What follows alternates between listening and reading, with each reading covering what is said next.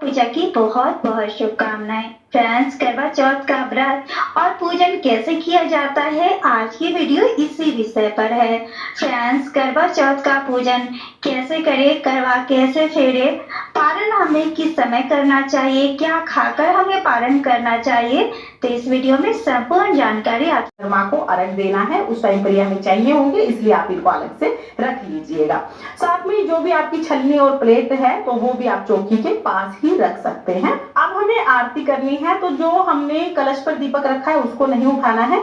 आप आरती के लिए अलग से दीपक जला सकते हैं, या आप चाहे तो कपूर से भी आप आरती कर सकते हैं। तो यहाँ पर मैंने कपूर जला लिया है।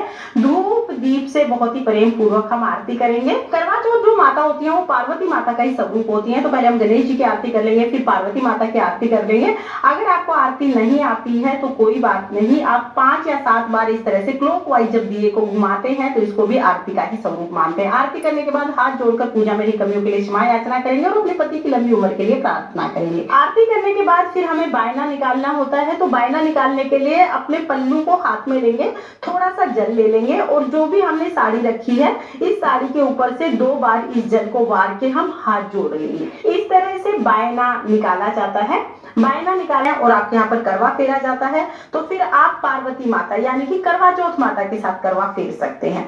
दोनों करवे इस तरह से हम अपने हाथ में लेंगे और इस तरह से 7 बार हम करवा फेरेंगे। जो मीठा करवा है वो पार्वती माता का होता है और मिट्टी का करवा हमारा होता है। अगर आपके यहाँ पर करवा नहीं फेरते हैं तो आप इस बात को स्किप कर सकते हैं। तो इस तरह से करवा चौथ व्रत की जो पूजा है वो पूर्ण हो जाएगी।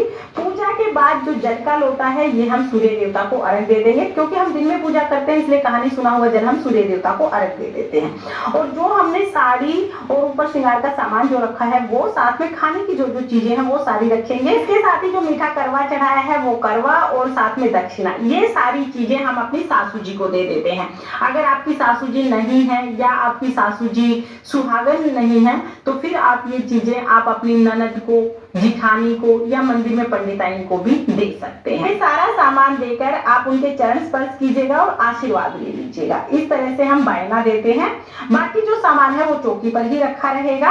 रात को जब चंद्रमा उदय होंगे तो मिट्टी का जो करवा हमने भरा है इस जल से हम चंद्रमा को अर्घ देंगे और इसके ऊपर जो मिठाई है उससे हम चंद्रमा को जिमा देंगे। साथ ही जो हमने कहानी सुने हुए दाने लिए हैं ना वो भी अर्घ में हमें सींचने होते हैं। इसलिए जो करवा चौथ की कहानी सुने हुए दाने हैं उनको भी आप यहीं पर रख लीजिएगा, ताकि चंद्रमा निकले तब आपको याद आ जाए। बहुत बार हम उन्हें भूल जाते हैं तो भूलिएगा नहीं।